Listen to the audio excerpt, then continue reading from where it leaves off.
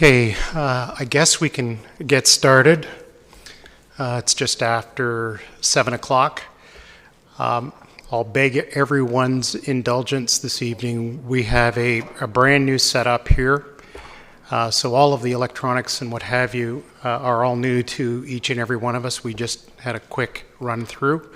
So I'll apologize if we cut you off when you're speaking or if we miss you. So I'll first welcome everyone to the Aurora's Committee of Adjustment meeting. I'll start by introducing the committee members and staff. Unfortunately, this evening, Grace Marsh is not well, so as Vice Chair, I'll be chairing the meeting this evening. The remaining members are as follows. To my left, David Mango. Next to him, Roy Harrington, and to my right, Nick Racanelli. The Secretary-Treasurer is Justin Leung. The planner is Marty Rokos, and the Council Committee Secretary is Samantha Kong, and Samantha Yu is also with us this evening. This is a public meeting, is being audio and video recorded. Your name, address, comments, and any other personal information are being recording to the Municipal Act and the Freedom of Information and Protection of Privacy Act. This will help our town clerk prepare accurate minutes and to create a record that is available to the general public, including on the town's website. Questions about this collection should be directed to the town clerk. Please be advised that the reports being considered tonight are available on the desk in front of us, and I believe they're to my left. Should you wish to receive notification of any of the decisions of tonight's meeting, please complete the appropriate form. Owners and agents will automatically be notified. For each application that will be considered tonight, the following process will occur. I will briefly outline the purpose of the application or applications, and then the applicant or agent will be then given an opportunity to make a presentation. However, one is not required. It is the applicant's decision whether they wish to speak or let the application proceed on the merits of the information as received. Following any initial comments from the applicant or agent, I will invite members of the public who have an interest in the application to come forward and address the committee. Those members of the public who wish to speak must clearly state their name and address and sign the corresponding request for notice form on the table, again in front of you to my left. After completing the form, please hand it to the Secretary-Treasurer. Each individual may speak only once on an issue, and once discussion has commenced in respect of a motion, no further presentation shall be made. Please ensure that all questions and or comments are directed through me as the chair, and if relevant, I will request the appropriate person respond. It should be noted that the applicant will be given the opportunity to respond to any question or comments should the committee feel that it is appropriate. So tonight's meeting will now commence. So item 1 is the approval of the agenda. And I will ask for a motion. I shall move. Moved by David, or Roy, seconded by Nick. Thank you. Declarations of pecuniary interest and general nature thereof. Again, this is the format of this agenda has changed a little bit, so I apologize. Any declarations? Seeing none. Thank you. Adoption of the minutes, the Committee of Adjustment minutes of January the 12th. That was meeting number 1701.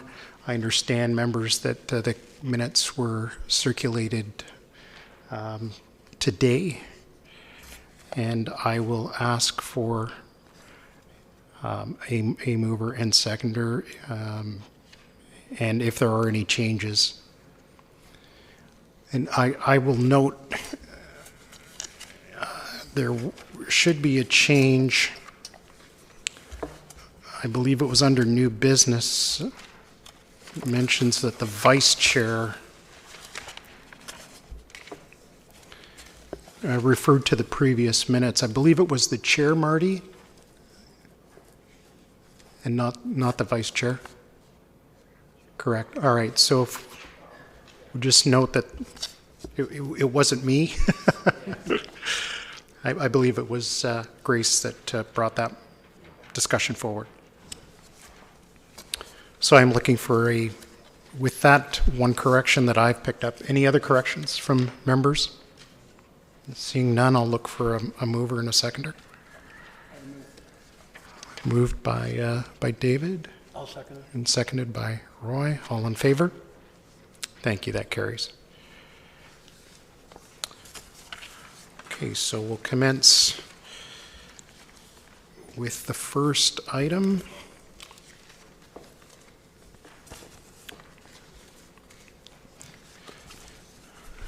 The first item is minor variance 2017 01A and B, and that's Montesanti at 39 Beachbrook Way. And the application MV 2017-1A, the applicant is seeking relief from the provisions of zoning bylaw 2213-78 as amended, respecting to allow reduction in minimum interior side yard setback to construct an accessory structure. The property in question is in a detached dwelling second density residential exception R2-31 zone. Section 11.33.2-2 or .2 of zoning bylaw requires a minimum interior side yard setback of 0.6 meters. The applicant is proposing to construct an accessory structure with a 0.38 meter interior side yard setback to the easterly property line, thus requiring a variance of 0.22 meters. MV 2017-01B, the applicant is seeking relief from the provisions of zoning bylaw 2213-78 as amended, respecting to allow reduction in minimum rear yard setback to construct an accessory structure. The property in question is in a detached dwelling second density residential exception R2-31 zone. Section 6.2.2 of the zoning bylaw requires a minimum rear yard setback of 1 meter for an accessory structure. The applicant is proposing to construct an accessory structure with a 0.43 meter yard setback, thus requiring a variance of 0.57 meters. Departments and agencies circulated. Planning services, no objections. Building services, no comments. Infrastructure and environmental services, no objections, subject to condition. Parks, recreation, and cultural services, no comments. Central York Fire Services, no comments received. Power Stream, no objections. York Region, no objections. Is the applicant or agent here? And if you would like to come forward.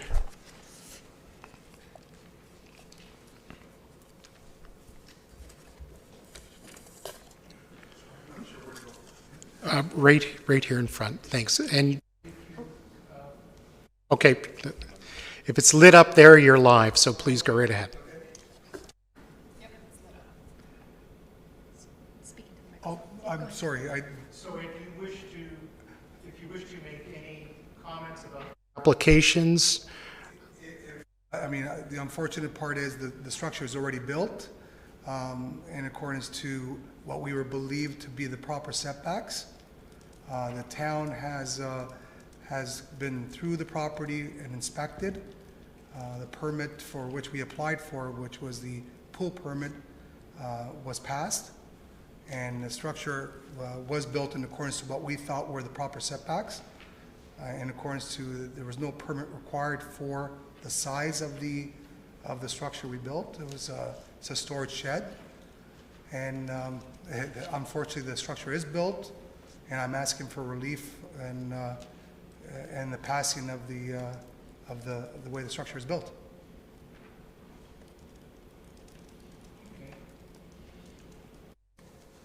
Okay, thank you. Is there anything else that you would like to add? That's terrific. Appreciate your comments. Is there anyone here from the public who would like to speak to this particular application? All right. Seeing none, I'll look to members of the committee for any comments, questions. Just remember to press your button and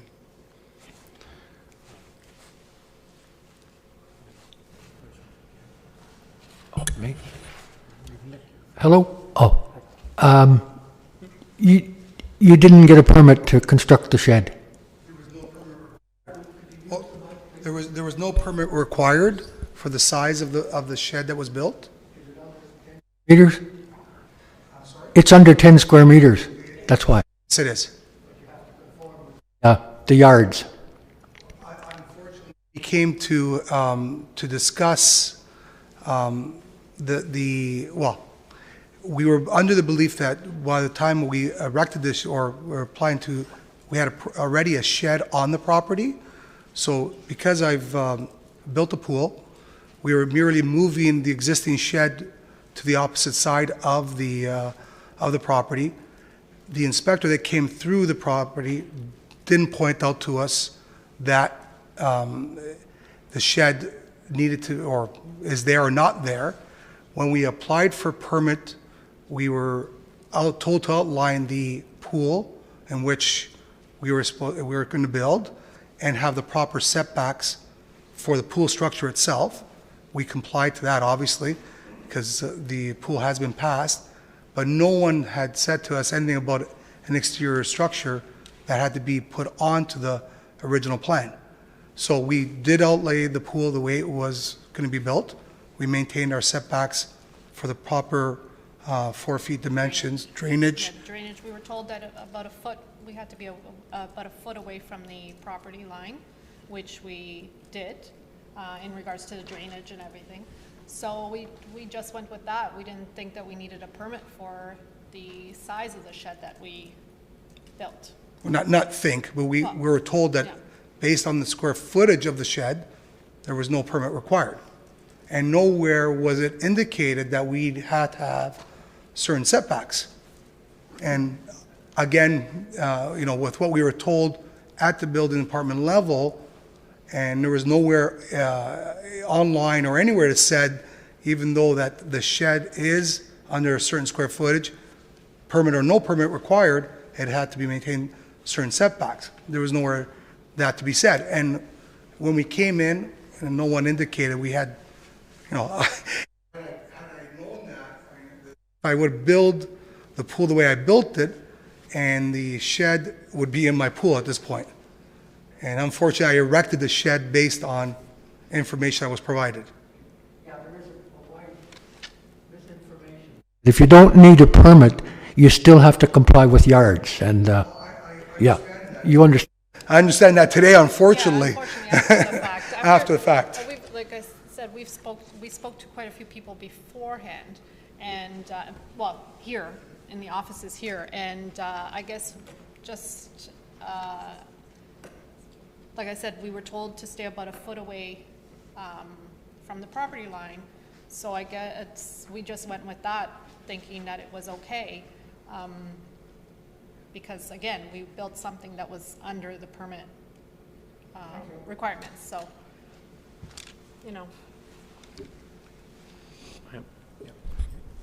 Through the chair. One question. Is just pool equipment going to be there? It looks sort of like one of these cabana bar kind of things with like... Obviously, based on, if you look at, if I had a chance to show you the pictures of the way the property looked prior to building what we built, yes, it is to beautify the property. It is a pool. We've obviously tried to make the property look a lot nicer. And I had an original vinyl building shed at the right-hand side of the property. And when the landscaper, based on what we installed, said, obviously the vinyl didn't look as nice, and that's why we turned around and built a proper looking shed. But it is to beautify the property. The equipment's on the side of the house. No, it's not. The equipment is not inside Yeah, the equipment's inside on the side shed. of the house, that is basically storage.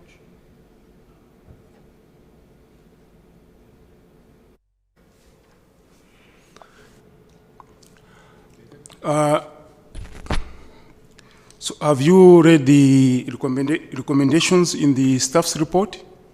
Yes, we have the conditions. The drainage has been passed. The engineers have been by. We've received back our deposits for the proper landscaping and drainage. So all our refunds have been given back towards our pool. So really, there is no, in respect to the proper drainage of the property, that has been met. Yeah, everything had passed.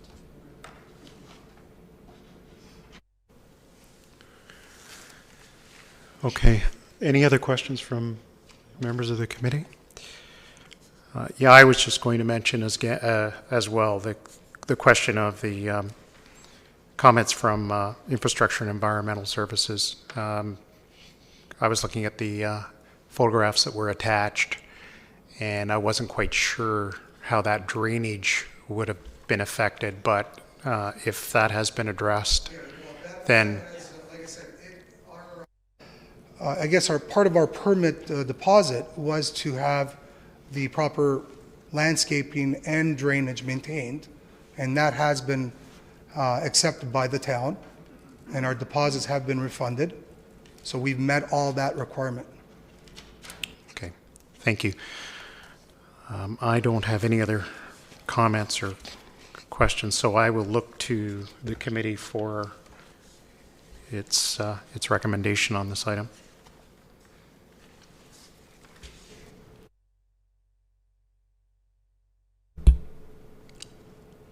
Through the chair, I move that the applications be approved, subject to two conditions suggested in the staff's report.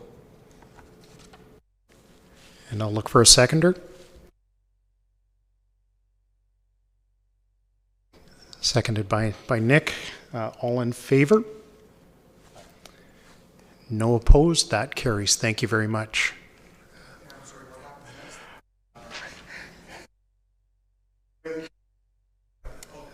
So the outcome is that you've just received your variance, and there were all three supported your.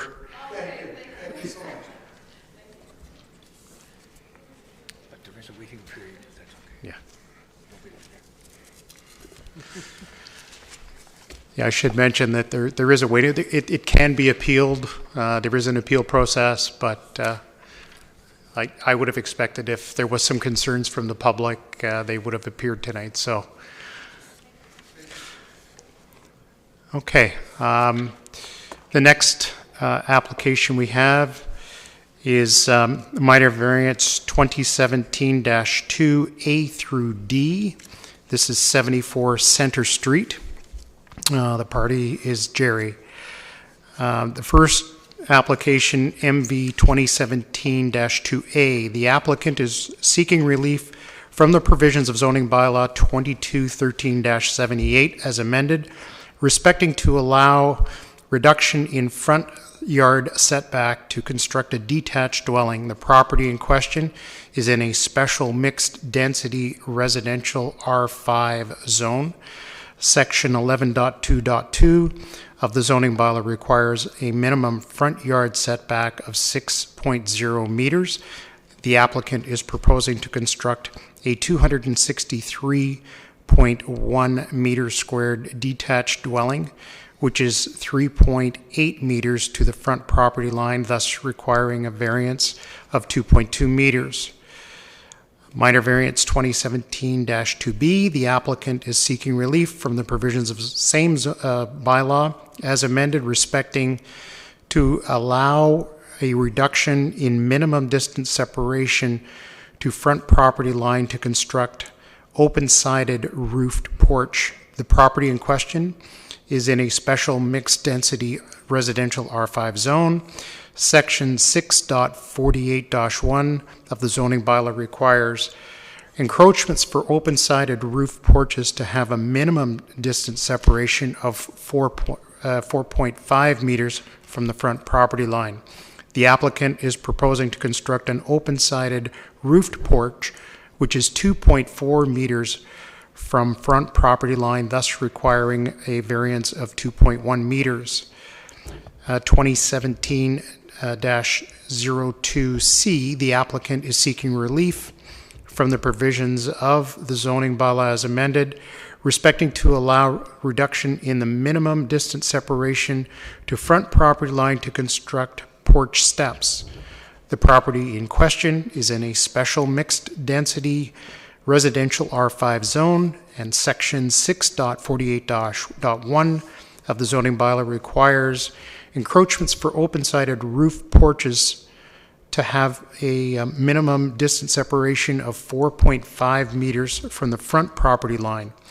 The applicant is proposing to construct front porch steps which are 1.1 meters from the front property line, thus requiring a variance of 3.4 meters. Finally, MV 2017-2D, the applicant is seeking relief from the provisions of zoning bylaw 2113-78 as amended, respecting to allow an increase in the maximum lot coverage to construct a detached dwelling. The property in question is in a special mixed density residential R5 zone. Section 11.2.3 of the zoning bylaw requires maximum lot coverage of 35%. The applicant is proposing to construct a 263.1 square meter detached dwelling with a lot coverage of 38%, thus requiring a variance of 3%. Departments and agencies circulated. Planning Services has no objections. Building Services, no comments. Infrastructure and Environmental Services, no concerns. Parks, Recreation and Cultural Services, no objections. No objections subject to conditions.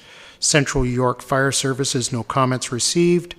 And no objections from Power Stream, the Region of York, and Heritage Planning and Planning Services. Applicant or agent here? Ask you to come forward.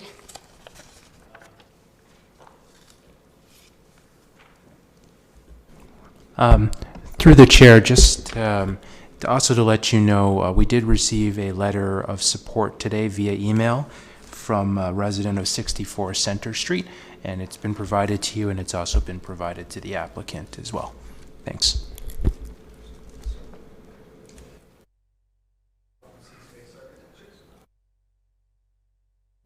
I think it was working.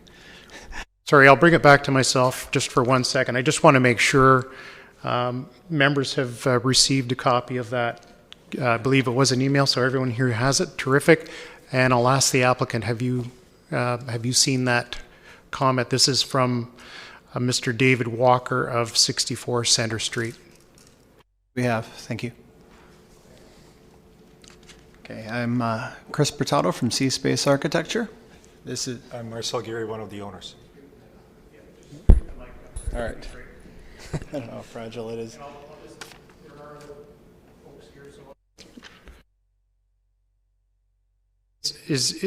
I'm assuming that everybody can hear okay. If you can't, just throw your hand up and we can make some technical arrangements to make sure. Can you hear? Yeah, so we'll just make sure that that's kind of up a little bit. Please speak into it when you do. Thank you. The light. Test. Okay. Is that better? Okay. Is there a way of working the slideshow or? Right here? Okay. Did you just click to keep it going. Okay, just a short diagrammatic presentation here of what we're proposing for any concerned neighbors. Okay, here's the site plan of the proposed development. As you can see, we are, the essential crux of our, oops, let's go back. How do you go back? Last viewed, okay, previous. Oh, okay. All right. Okay, I've got it. Okay, essentially we are just keeping the construction of the new residence. We're proposing it in the same spot as the current residence, as well as a lot of its neighbors. We're keeping with the streetscape of Center Street. So there you can see the house with setbacks dimensioned, as well as the two neighboring dwellings. So zoom in. Site stats, floor plan in case anyone's interested. Now we're going to some elevations or perspectives that show the neighboring houses as well. There's the facade, some overhead views showing the roof lines. It's a one-story building. And the backyard. And then just some elevations there. The roof line elevation is 5.5 meters from grade. The peak is 7.1 meters.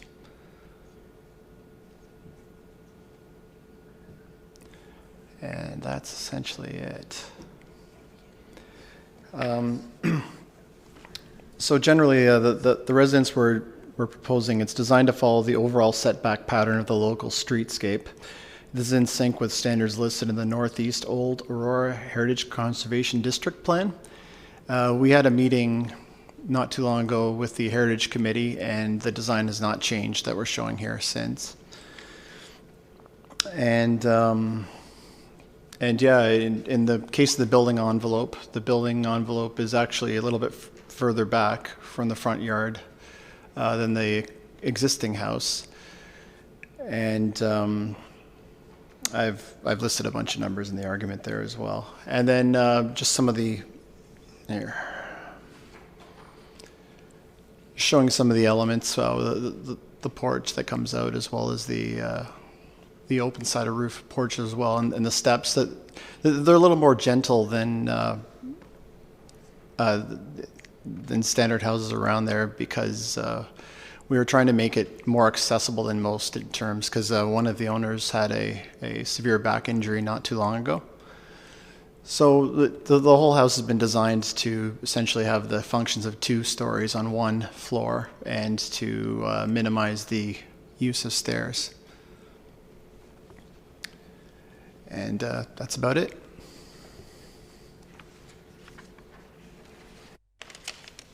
Thank you. I'll just look at the owner, if there's anything that you would like to add. I noticed in the application that one of the reasons that, and I'm notorious for this, I'll ask the applicant, why is it not possible for you to meet the the setbacks and what have you, and your comments, I believe, address that, where you're trying to make sure that that the home itself functions like a bungalow in order to avoid stairs, and therefore the footprint being in excess of 35%. So understanding that, and so if there's anything else further that you wanted to add to that, please go ahead. I think Chris covered really the most important points, so no, I don't have any additional comments. I guess I'll also mention that the lot size is smaller than the average lot size in the area, as well as all the program on one floor. So that's why we're asking for the 3% increase. As well, that also includes an accessory building in the back. Thank you. So I'll look to the public, members of the public. If there is anyone here who would like to speak, gentleman in the front row there, please come forward. I'll ask you to give us your name and your address for the record, please. And if you'll indulge me, I'll be speaking for my notes this evening. Committee members, ladies and gentlemen, good evening. My name is Steve Arms. My wife Rebecca Murdoch and I are the owners of 78 Center Street, the home immediately adjacent to the property on the east side. So I'm the gray blob on your right over there. I'm here this evening to speak in general support of the Gary's application for the minor variance and to support their redevelopment of the property. We believe that their proposed construction is appropriate and fitting within the requirements and character of our neighborhood, and that the minor variances are reasonable and appropriate. We also believe that their proposal will improve the neighborhood aesthetic and property value of the old northeast quadrant. The redevelopment of 74 Center Street is a very good thing. However, we believe the plans as submitted are based upon an inaccurate property survey that the Garys received when they purchased the property in 2016. The inaccuracy seems to be based upon an incorrect northeast point of reference in the plan, and it's supported by property lines and measurements of 5 surrounding properties. The subdivision plan also supports this, and I have these available for you. If the survey and property plan is submitted or accepted, my existing construction along that western property line, which was approved and permitted by the town almost 30 years ago, would now encroach on the property line to the west. And my eastern property line would now run through the garage and driveway of my neighbor to the east at 82. Clearly, something's not right here. Also, we're concerned that the trees and hedges located near the property line in question were planted by the Timbers family, who owned the property at 78 for more than 2 generations. And we've spoken with Mr. Timbers, and he confirms that the tree and hedges were planted by him personally inside the property line more than 30 years ago. This is relevant, obviously, because of the internal memorandum dated February 9th between Justin Lung and Mr.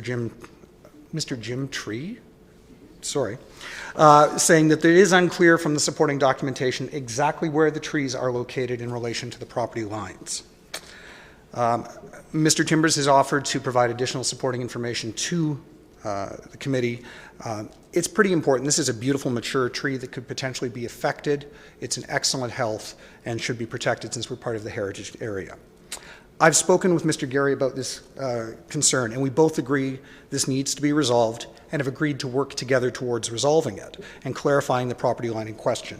We both agree we want to see this resolved sooner rather than later, and my wife and I want to resolve it as quick as possible. We've spent the last 2 years since we moved there under constant construction around us, whether it was the house across the street, 2 over from us, the big construction on Catherine, the pool, all of those. So we'd love it to go smoothly and quickly, but it does need to be done properly.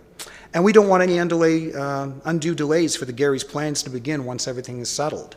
For this to happen, the property line has to be clarified to allow for the proper variances they've requested, as well as for the protection of the trees, which we firmly believe are on our property. Given the discrepancy between the survey Mr. and Mrs. Gary were given by the previous owner when they purchased the property last year, and the opposing positions supported by 5 surrounding property surveys over the last 40 years, including a survey of 74 from 1975, we'd simply request there be a 30 to 45-day deference of the approval of the variances so that a new independent surveyor can be brought in to complete a survey. Hopefully we can find the actual steel pegs still in the ground, as well as be able to triangulate or whatever using 5 points of references that supports the existing surveys.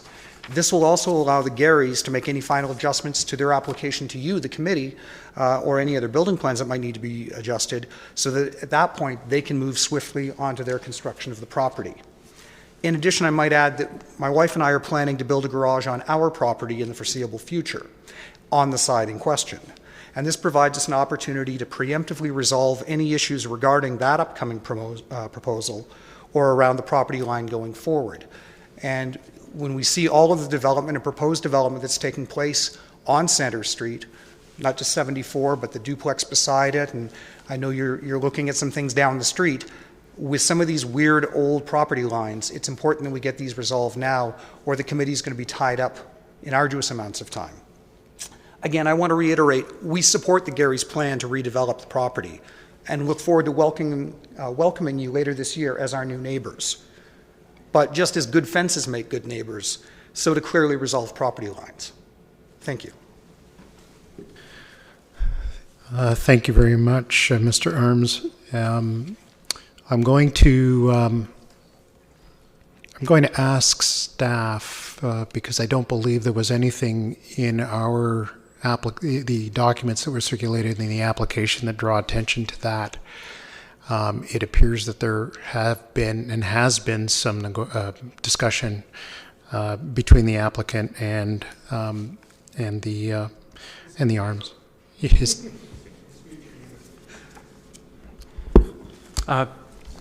Through the chair, and thank you, Mr. Arms, for coming. I believe I've had a chance to speak with Mr. Arms in the past regarding this.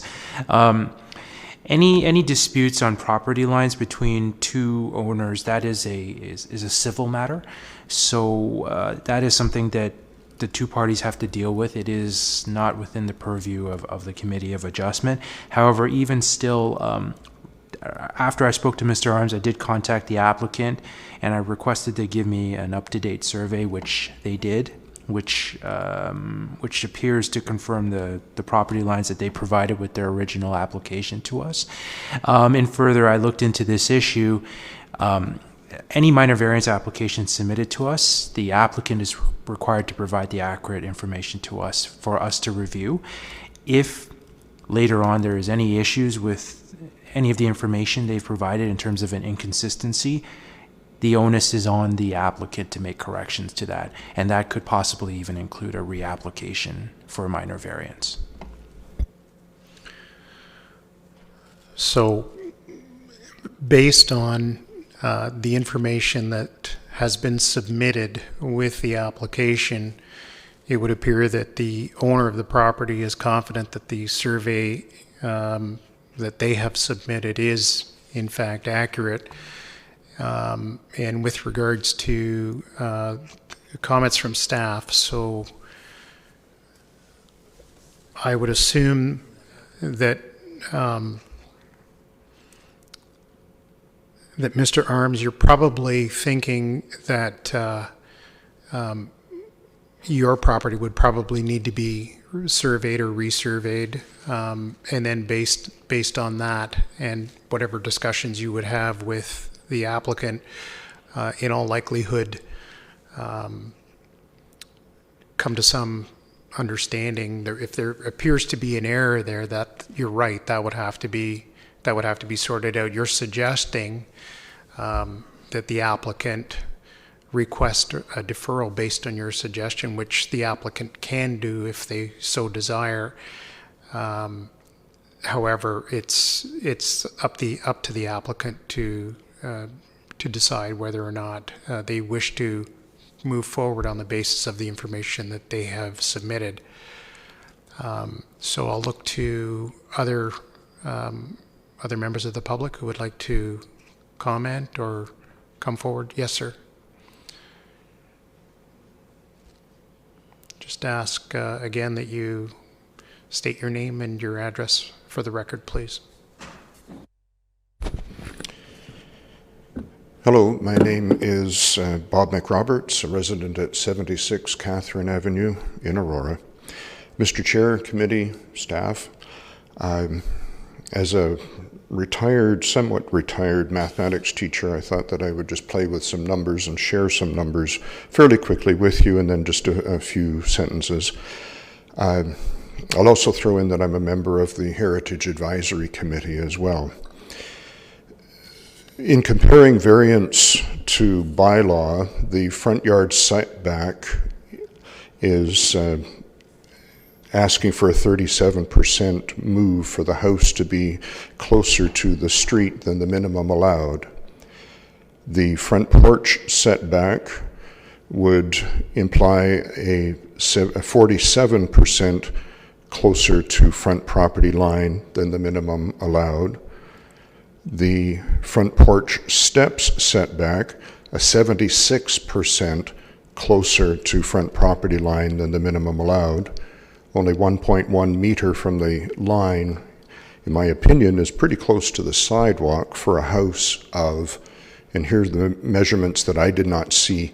We're given in the report square meters, but often houses are in square feet. And the square footage on this house is 2,832 square feet. That's a sizable house to be 1.1 meter, 76% variance of to the property line at the front. 74 Center Street is located in the northeast Old Aurora Heritage Conservation District. I'd like to emphasize the words heritage and conservation. Allowing the requested variances is not conserving heritage. Instead, it's setting a precedence, especially the request to allow the house to cover 38% of the lot. Even the standard of 35%, there's a new house on Catherine near where some of us live, just sold for $2.2 million. I understand that it covers 34.7%. It's got a very stubby backyard. It's a very big looking house. To go 38%, in my opinion, is too obtrusive. And my closing sentence would be, please help to maintain the standards of Aurora's Heritage District in your decision making this evening. Thank you.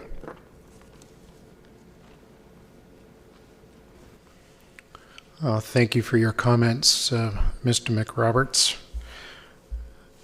I'll just ask staff just a quick question. With regards to heritage, I noticed that Heritage Planning and Planning Services have no objections. So I'm assuming that that has been circulated and no comments have come back. Through the chair, that is correct. The heritage application was recommended for approval by the committee, and they were approved by council on February 10th, 2015.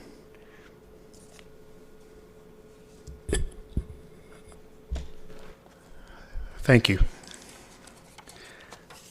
Are there any other? Yes, sir. Please come forward. Just your name and your address, please. My name is Drew Brims. I'm a resident at 91 Center Street.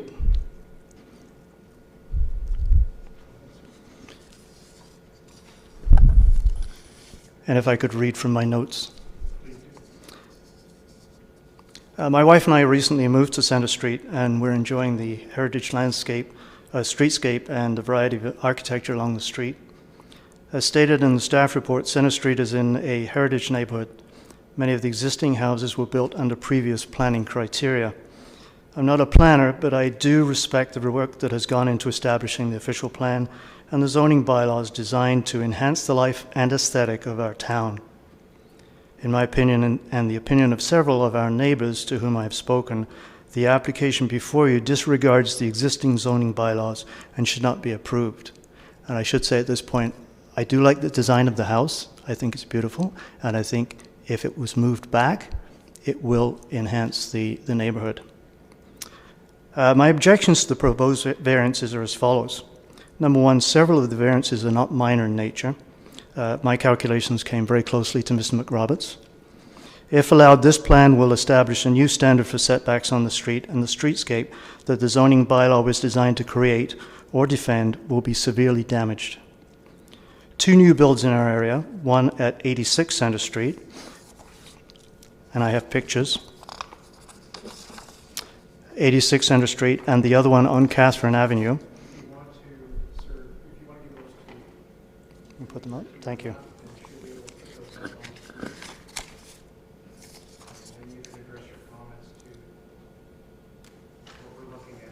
Thank you. There's no street number on the house, so I didn't know if it was 79 or 81 Catherine Avenue. It's the same house that Mr. McRoberts was referring to. This house obviously has been built to the existing zoning bylaws. And this is a house at 86 Center Street, again, placed well back on the property, from the property line.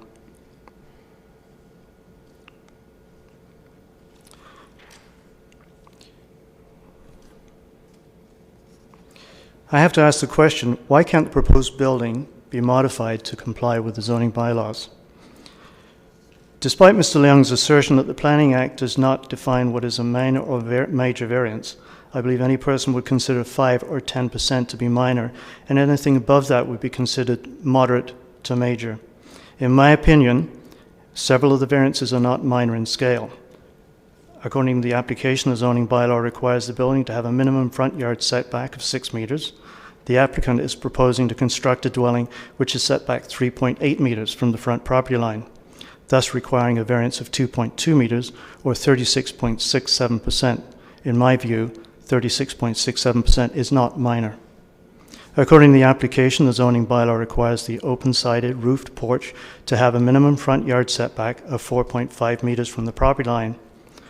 The applicant is proposing to construct a porch which is set back 2.4 meters from the front property line, thus requiring a variance of 2.1 meters or 46.67%. In my view, 46.67% is not minor. According to the application, the zoning bylaw requires that porch steps for an open-sided roofed porch must have a minimum setback of 4.5 meters from the front property line.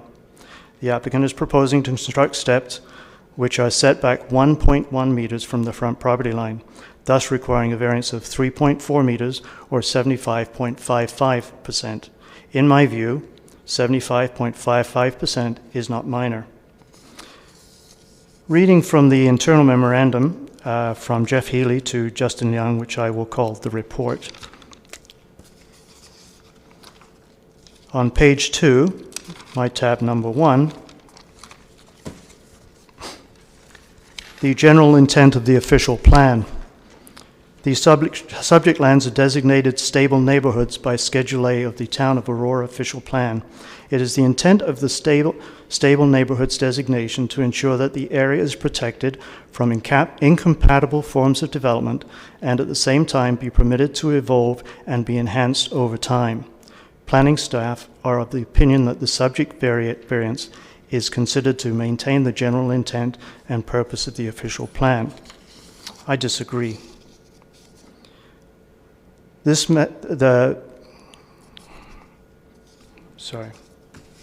my notes. I cannot agree with the planning staff's assessment, as the front steps of the proposed building will be within one adult step of the sidewalk and could be used to establish a baseline for other new builds on the street. Reading from the report, my tab number 2, the intent of the front yard setback and porch encroachment provisions are to ensure that adequate spatial separation between the front porch and the property line are maintained, minimize potential impacts on adjacent properties, ensure an adequate amount of outdoor amenity area, and that the development is compatible with the surrounding area. Variance A proposes a reduced front yard setback of 3.8 meters from 6. Section 6.7 of the zoning bylaw states that buildings constructed on the same block may be built with an average setback which is equal to the average setback of the adjacent buildings, but this depth shall not be less than 3 meters from the front lot line. Variances B and C would allow the construction of a front porch located 2.1 meters from the front lot line and steps located 1.1 meters from the front lot line. The variances are considered to maintain adequate spatial separation. I reiterate, this depth shall not be less than 3 meters. This proposal does not comply with the minimum 3 meter setback. The application for a 1.1 meter setback should not be considered adequate. Second point on this, in reference to the average setback of adjacent buildings, I believe it's safe to assume that several of the houses along the north side of Centre Street will eventually be torn down and new houses will be built on those lots. In my opinion, using the average setback of the existing houses to defend this application and future applications leaves us open to creating a streetscape of houses, porches, and steps within 1.1 meter of the sidewalk and would detract from the future streetscape envisioned by those who wrote the bylaw. Reading from my tab number 3,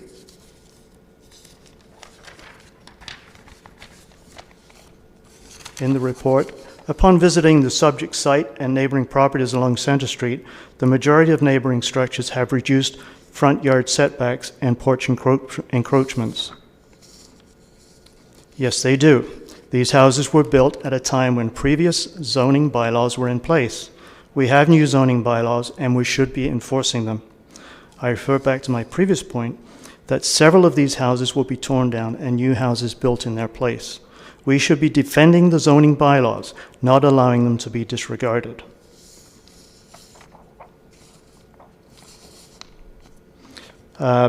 My tab number 4, planning staff are of the opinion that the requested variances will not have a negative impact on the adjacent residential properties and surrounding neighborhood. The rear addition is in keeping with the general built form of housing size on the street. Therefore, staff are of the opinion that the proposed variances are minor in nature. As I pointed out earlier, in my opinion, these variances are not minor in nature and should not be allowed. If the established zoning bylaws can be overturned by merely applying for a variance, knowing there will be no defense of the bylaws by our town staff, then why do we even have zoning bylaws? Are they laws or are they merely guidelines? This application indicates to me that for the cost of a minor variance application, the bylaws can be brushed aside.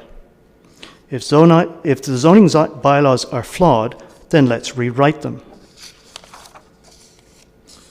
The two new builds I referred to earlier are built with adequate setbacks and in a style sensitive to the surrounding area. While I do not have an argument with the style of house proposed, I do believe it could be made to comply with the zoning bylaw or at least move back so that the variances are minor in nature, 5 or 10%. At a minimum, the setback from the property line to the front steps should be 3 meters as stated in the report. The detailed site plan provided to me by Mr. Leung shows some details not clearly visible in the notice that was circulated by mail. There is a pool and deck proposed for the backyard which, if they were reconfigured, turned 90 degrees, and the house moved back, would allow for the front yard setbacks to comply with existing zoning requirements. I request that you do not approve this application. Thank you for your time. Thank you, Mr. Brims. I appreciate the effort that you have gone to in your review of the application. And I also respect that that you've gone through this and looked beyond just the application. And I'll hold my own comments until the end, and I'll leave it at that for the moment. I'll look at, and if there's anyone else from the public that wishes to address the committee. Okay. Seeing none, I'll look to members of the committee for comments, questions of the applicant, or comments or questions to any of the residents. Through the chair, I have got some questions. First question will be to the staff regarding the survey plan. We heard from the gentleman, Steve, about the concern about the survey plan and so on. When you indicated that when they're making an application, they also submit a survey plan and you review it. Do you review the accuracy of that survey plan, or you just receive it? Through the chair, actually, with consent applications, a survey is required. However, a minor variance, it is not.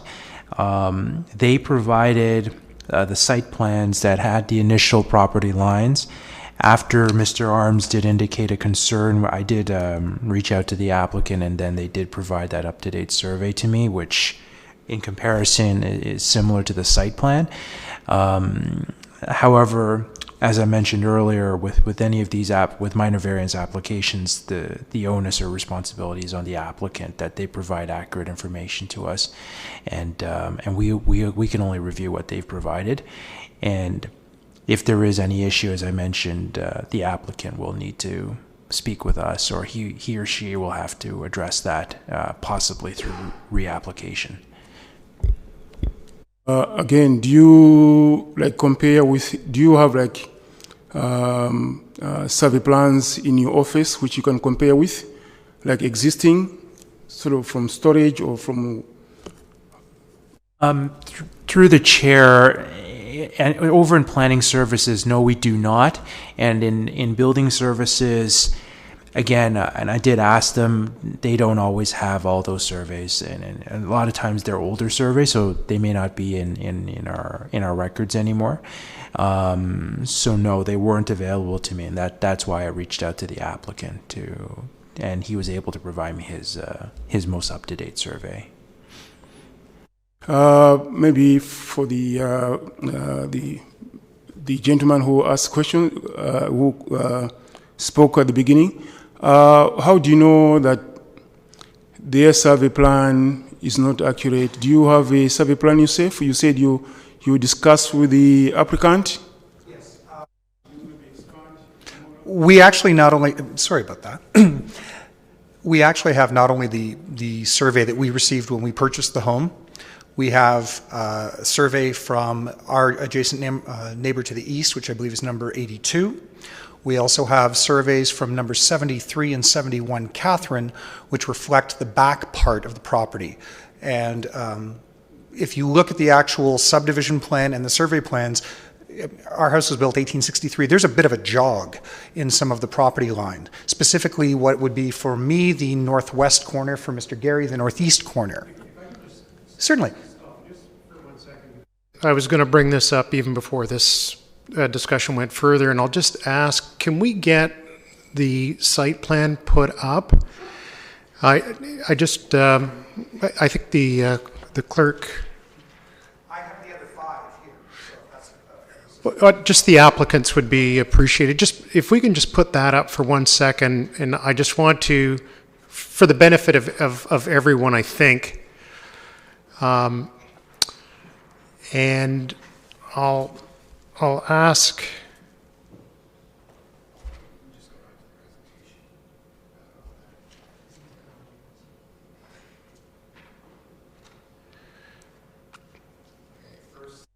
We'll go to the end where, I didn't, why was that different? I brought the survey upon us there. I have a physical copy of the survey here, which has both topographical markers and tree locations.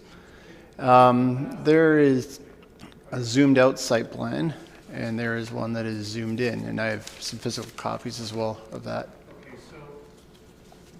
Mr. Arms, can you use that as a reference? Because what I'd like to start with, if you don't mind, is where your property is and which trees are we talking about? And which line do you think is off here? The line that I'm disputing is the one that runs on the far east side of Mr. Gary's property, on the far west of mine, where if you look at that plan, you see what appear to be shrubs and hedges. There's also a large pine tree that's reflected currently on that representation it has on Mr. Gary's property. If we go to the very back of my property, which is about double deep to Mr. Gary's, there's an inset, which if we look at the survey that was provided to Mr. Gary, and I'd like to say, I'm not suggesting for a moment Mr. Gary is doing anything unscrupulous. I believe the information he was provided with is incorrect. If we look at the very back, this doesn't help my pointing at the desk, does it? It can. There is a mouse. Yay! Okay, now we're in my world. Right there is where there's a jog in our properties. The property line comes into what would appear to be Mr. Gary's yard by about 4 feet. The survey here, by my rough calculations, is showing it coming in about 2 feet. Okay, so the difference of that additional 2 feet over not only has the tree back on the property where we believe it does, but within a couple of inches, when it's drawn out to the street level and drawn across to my neighbor on the east side, comes to approximately 66 feet, which is what my survey also says my frontage is. If I go with this current one, provided by, I'm sorry, I can't remember who the surveyor was. No, that's right here. Selmas. If I go by their southernmost point and go 66 feet, I'm in the middle of 82's driveway. Now, I only have a couple of feet on the east side, and that couple of feet lines up very nicely if we move that northeast marker of Mr. Gary's to what appears to be 4 feet. Now, just to support this, and one of our, in fact, 2 of our neighbors from Catherine Street, because they're slightly jogged yards at the back, at the far west end of Mr. Gary's property, he adjoins to 71 Catherine Street, and there's a 6-foot 6-inch jut where you actually go beyond into the next property. If we look at the topographical map, or the survey rather, the amount I come in appears to be about 2/3 of that. My math isn't nearly as good as Mr. McRoberts, but 2/3 of 6 is about 4 feet. So we get back into that point where the line appears to be off. Given that and the fact that the 1975 survey for 74 is much closer to the 4-foot mark, and Mr. Gary was very kind to provide that to me, as well as the property survey for 82 and the portions of ours that we have 5 that all seem to point to the fact that that point at the northeast corner, which is currently being drawn up through the hedges, it's not through the hedges, it's actually over about 1.5 feet, 2 feet. That's the point of contention. So, thank you. I appreciate the information that you're bringing forward. And I'll go back to the applicant just for a quick question here then. You indicated that you provided a copy of a survey, your survey, to the municipality. Has the property itself, have the stakes been put in? And has that been borne out to reflect what I'm seeing here? Mr. Chair, I'm not certain. We've purchased the property last year, and we have received this survey from October 15th, 2014. That is a legal survey, and that's what was given to us last year. And I did contact Sunla Surveying because I was in conversation with Mr. Arms and certainly was concerned about how is it possible that a surveying company would be inaccurate. Today, I think they use a pretty decent technology to be able to stake out the property. And they assured me that they are 100% accurate. Thank you. I am not inferring in any way that Mr. Gary has done anything wrong. He received what he received upon purchase. My point being the fact that if there are 5 that say it's slightly different, including the gentleman who was there when he planted the tree and he and his family were there for 2 generations, perhaps Selnus actually just provided us with the ultimate background. If they guarantee they're 100% right, they should be able to defend this. And I'm saying this out of all due respect to you, sir, because we are going to be neighbors. We want this to work. We need to make sure that this is accurate. There is the potential future of a tree that is, should be protected and establishes it. But also there is the issue of the fact that if this is the new property line, my property line now goes into someone else's driveway. There's going to be a redevelopment, most likely, of the property on the other side. Mr. Gary, in his role as a real estate agent, is representing that property for sale. We know there's other things going on. We need to get this right to start with, or just like we're starting to go down slippery slopes as far as moving zoning, we need to make sure that we're maintaining the integrity of existing property lines. And respectfully, I've got 5 points that say we're within a couple of inches. Mr. Gary has something he inherited. And especially if I'm going to be looking to do a garage on that side, we're going to have to go down this road again in front of this committee again within a year. Let's do it once and let's be sure what we're doing. Thank you again. I wanted to get a better understanding of where we're looking at minor variances now. All of a sudden, we're looking at the placement of the house relative to where Mr. Gary believes his property starts and ends. All right, I'm going to step back and let other members of the committee ask their questions, and we'll come back. I didn't finish my questions, but it's okay. I can come back. Hit your button.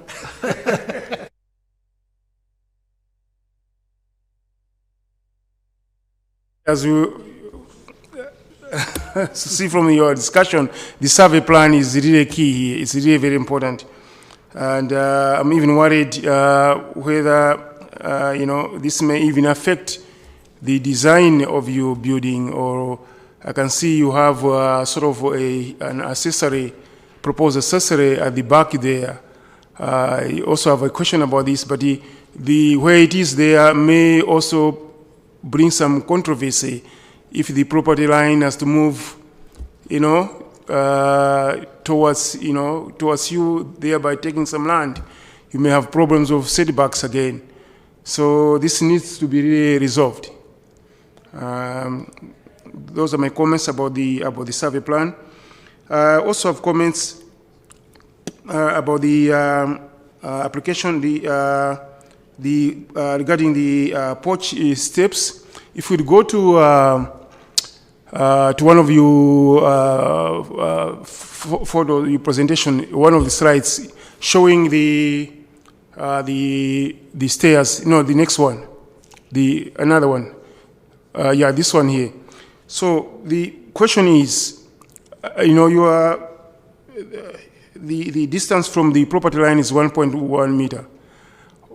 Don't you think you can reduce the width of that stair so that you can increase the setback?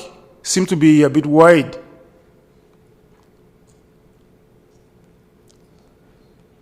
I mean, so that of course, it will still not meet the required setbacks, but it will still, a little bit increase or reduce the variance. Well, the design, thinking behind the design of that was just to accommodate the back injury by Marcel's wife a bit, just to ease the transition, like the vertical transition from the sidewalk to the inside of the house. So yeah, we just proposed an intermediate landing there. Well, that was the thinking. Yes. The back could even be. The variance could even be smaller. Yeah, oops. With the existing house, there's actually a built-in planter at the front that is 0.8 meters, which is even closer to the sidewalk than that. But it's worth consideration. It's I think exactly like Chris said, this was really just for an easy sort of gradual access to the home through the landing itself, and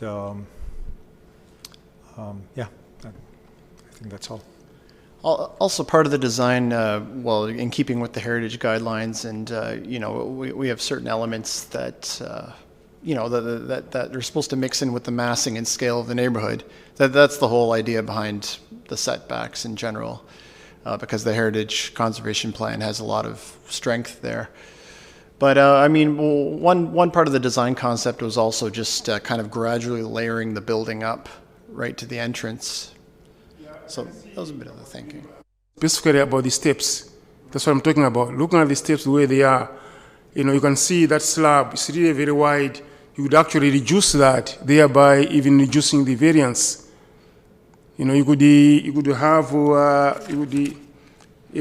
reduce it to whatever dimension it is. But what I'm saying is, there was that possibility of reducing the variance. Would be better than the way it looks now. Okay. Anyway, my other question is on the last application, and this is just a clarification from the staff, planning staff, and maybe even from the owner.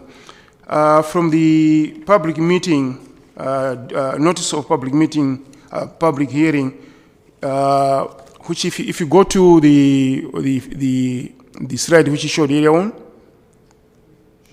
the slide which is showed area 1, go back. Yeah, this one here. So the question is, looking at the last variance application, and you're looking at this, it shows on that accessory building that is proposed, but it seems not to be part of this application. So the question is, maybe staff, is proposed, why is it supposed to be showing proposed, or is just a mistake that is showing there? And if you look at again the staff's report, which is on second page, it also mentions it. It mentions, that is the last but one paragraph under zoning bylaw. It says the lot area of the subject lands is 716 square meters, and the proposed gross floor area of the building is 263 square meters plus a 9 square meter accessory structure.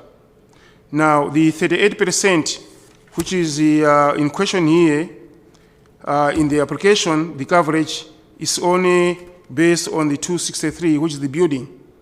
If you add the accessory 9 square meters, then the percentage becomes bigger. So just want to have a clarification there in terms of whether the accessory building, is it part of the application since it is shown on this plan as proposed, or is just maybe a typo, or just need an explanation? Through the chair to the member, if the area, the 263 plus the 9, if you take those two, the accessory structure as well as the house, those two combined come to 38% for the lot coverage, and so the accessory structure is included in the 38% lot coverage.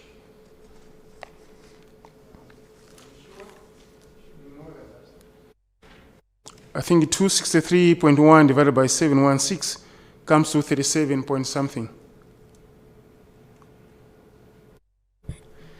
Through the chair, I just did a calculation here. It's the 263 plus the 9, and you divide that by 760, and I've got 37.99%.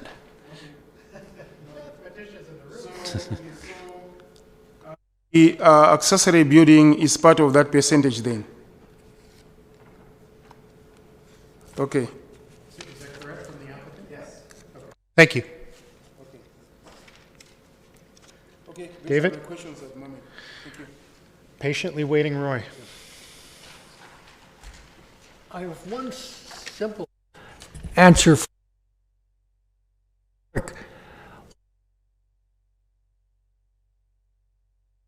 Now, I didn't hear an answer. Maybe.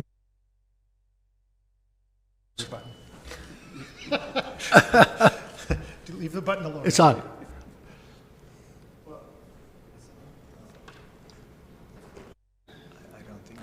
Oh, they do. Okay. Hi. Okay. Our first step in getting this application approved was to go through the Heritage Committee. And to do that, we were looking to comply with the Northeast Old Aurora Heritage Conservation District Plan. Now, one of the first components, a major component of it, is entitled Scale of Building on Streetscape. So we were just doing a house that wouldn't look like a giant, gap in the teeth, if you will, of the houses in that neighborhood.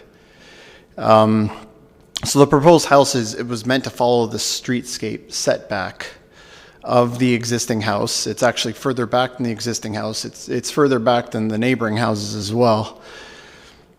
And the overall setback pattern of the entire streetscape.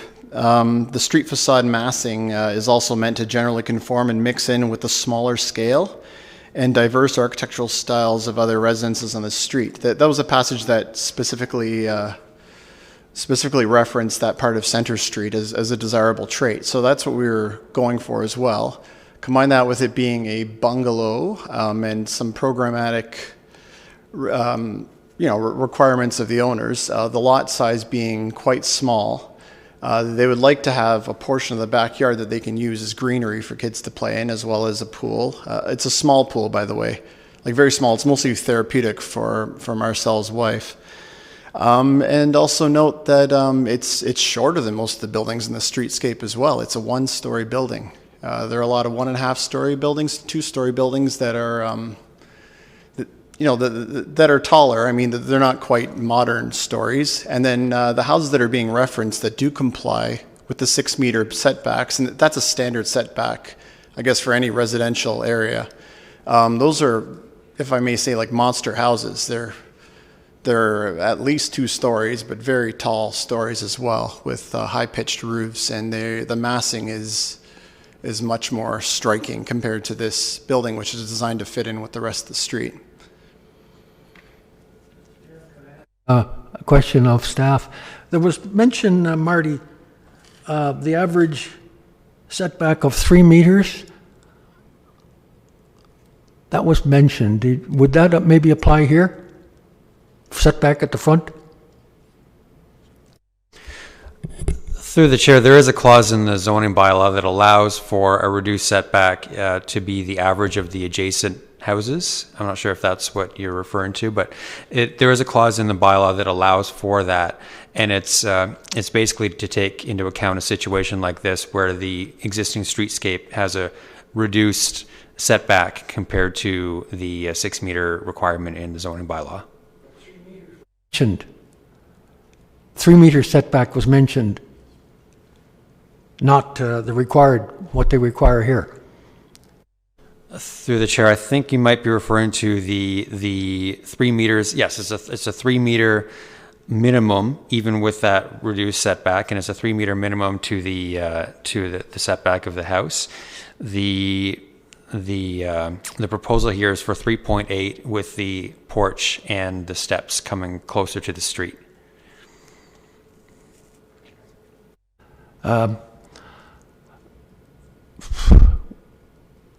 Seeing there's so many variances, could this be considered, if say we don't like it, and I don't like it, could it be considered a spot rezoning? Through the chair, staff's evaluation of it was that it was a minor variance, and it was considered it is considered to be minor. And that's what the staff's recommendation is. It's as far as to whether it could be whether the committee members feel that whether or not it is minor, it's really up to the committee to make that call. Thank you. Another question. With this problem with the survey, Mr. Chairman, I'm not very happy at all with this. The survey problem has to be solved before we can deal with this, in my opinion. So I'm totally against it. Thank you.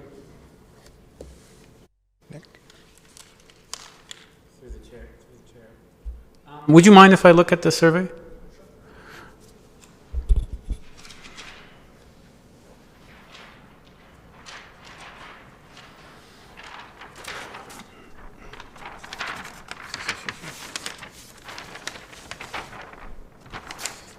Sorry, just because I'm involved in these surveys quite a bit. I work at the City of Toronto. I see a lot of surveys. So I just wanted to make sure it's a proper one, stamped and sealed and all that, so that we know that it's right. Usually there's an embossed print on it, which this doesn't have. It seems like it, but I'm not really 100%. Pardon me? I have the original Oh, you here with me, but it's embossed. Yeah, absolutely. stamped and he's got a signature, yeah, and date. Yeah, the date is good, 2014.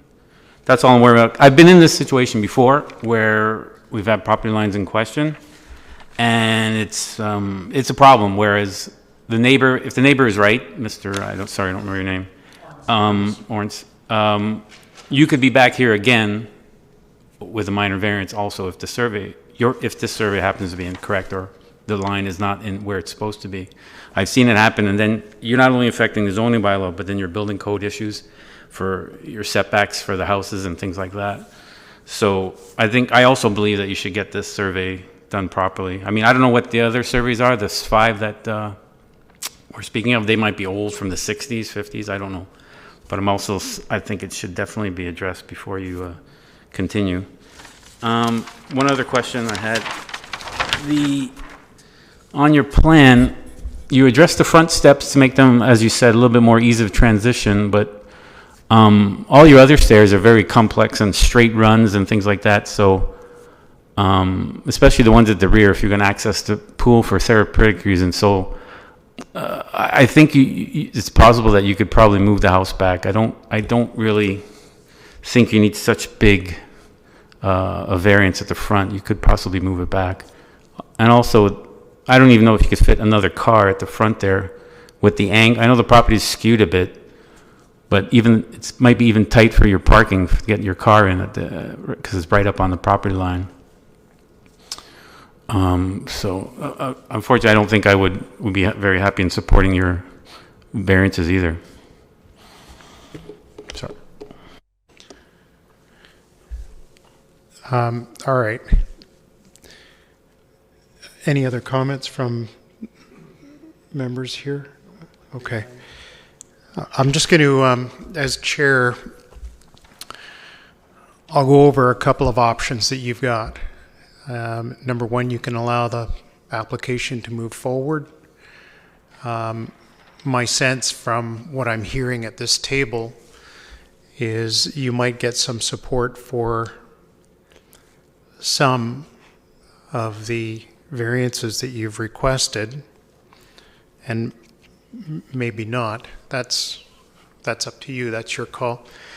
The other thing that you can do, and I'm not sure if it was Mr. McRoberts or Mr. Brims that brought it up, or even Mr. Arms, is to, actually, it was Mr. Arms who suggested that defer this and give yourselves and your neighbors a chance to look at the implications of the survey itself. You may be very confident about it, and for all intents and purposes, it may be right.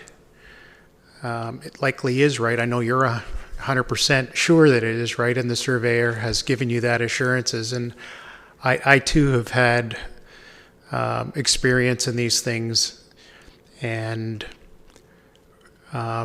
have seen corrections that have had to have been made. And it goes back when you start layering survey on top of survey on top of survey, and somebody way back when got something a little bit wrong, and the current survey is relying on that base information to to come forward with a new or newer version of your site survey. So what you can do is you can, as I said, you can allow the application to move forward, or you can request that it be deferred. What does that mean to you? We've seen applicants defer in the past. Things get resolved very quickly, and they're back before the committee in 30 days. We meet once a month. The other thing that you can do, I don't know that you would be in a position to, respond to David's comments on that front setback, moving that outer pad in a little bit. You still get the transition. You could have another look at that, at the deferral process.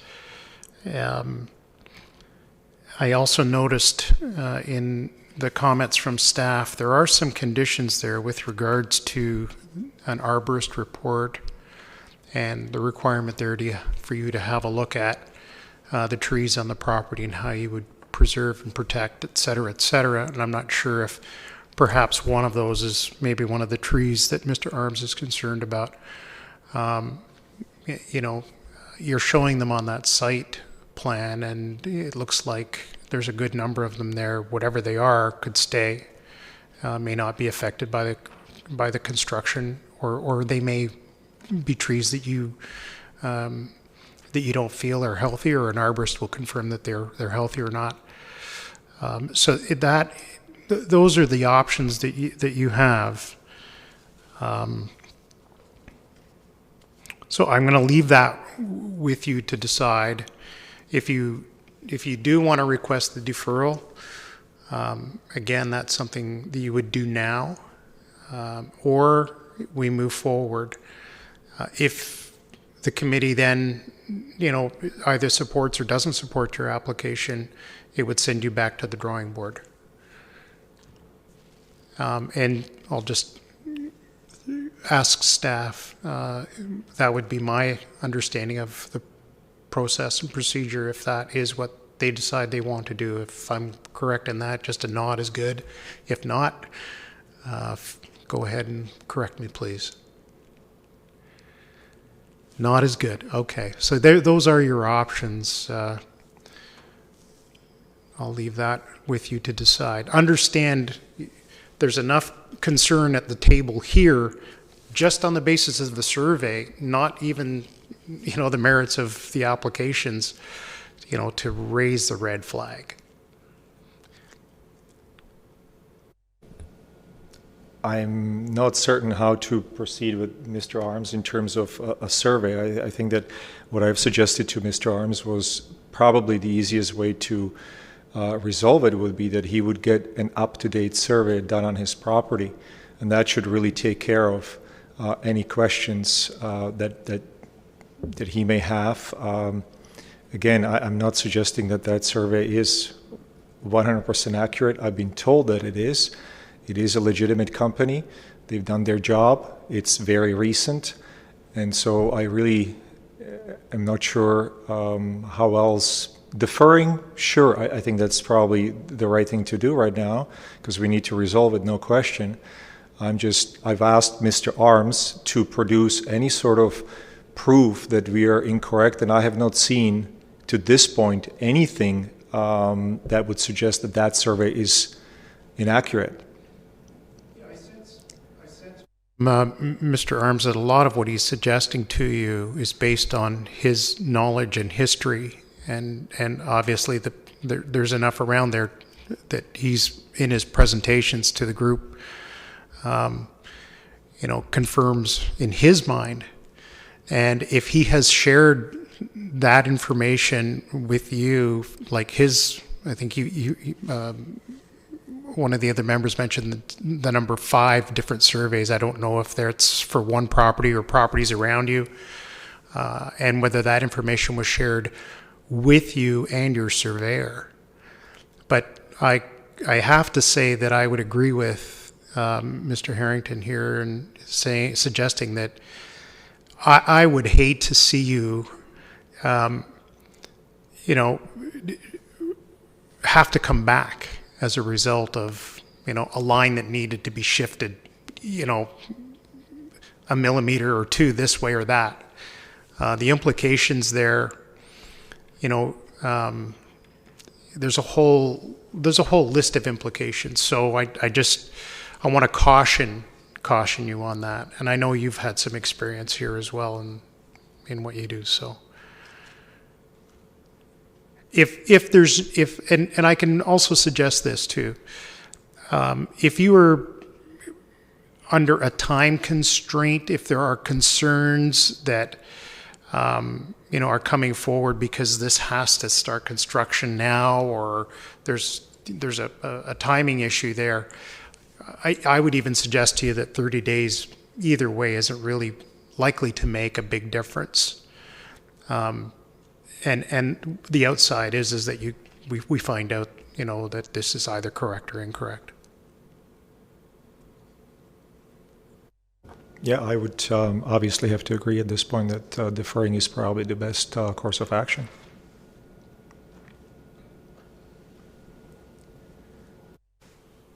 We'll need a motion.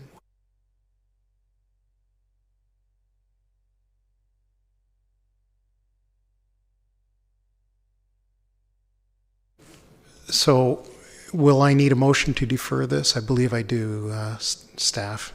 Yeah. And if the applicant is prepared to support that motion, I'll need a motion.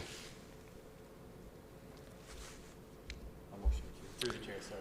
I motion to defer the... Is there a seconder for that motion? I'll second it. Seconded. All right. And any discussion? Oh, sorry, through the chair, I believe, just remembering our last month's meeting with the other application, typically the deferral request is made by the applicant. Yes. And I believe they have made that request. And so we will defer it until such time that it's been, the application's been revised. And it will be brought back to the committee.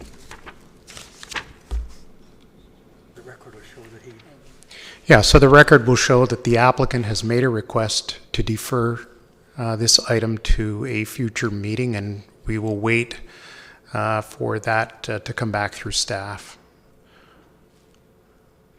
So I'll thank the members of the public who came out and brought your concerns forward. Hopefully, as part of the next steps, some of the concerns that you have voiced will be addressed.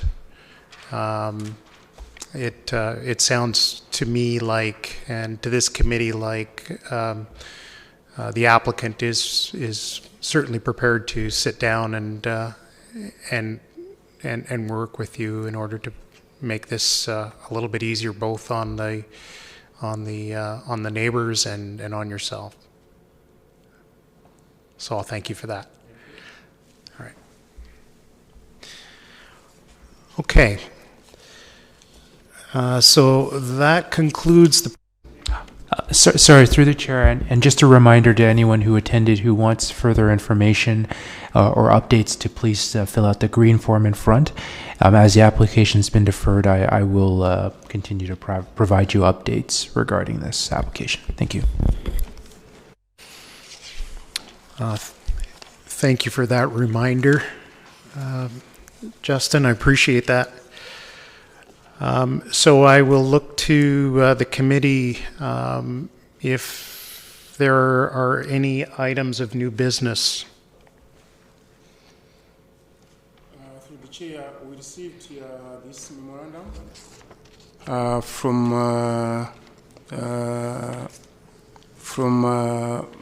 Marty. Just want to confirm this is with regard to the our last minutes of meeting. Are we supposed to discuss this or not?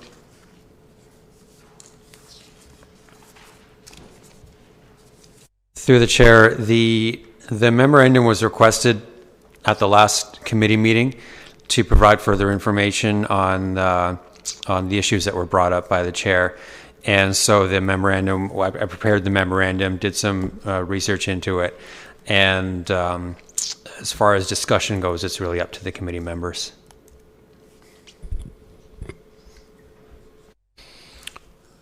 So does that answer your question, David? Yes.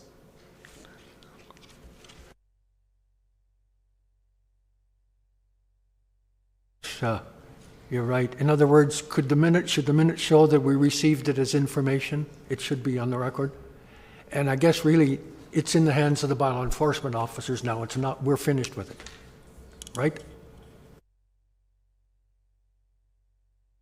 Through the chair, that's correct. They're looking at the question of the parking. They have done several visits to the property to look at the question of parking and whether or not there's an issue with the parking.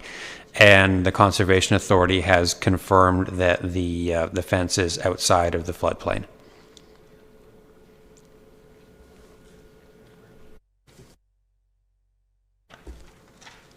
Anything further from any other? Okay, and so I'll look for a mover to adjourn. I shall move. We are adjourned.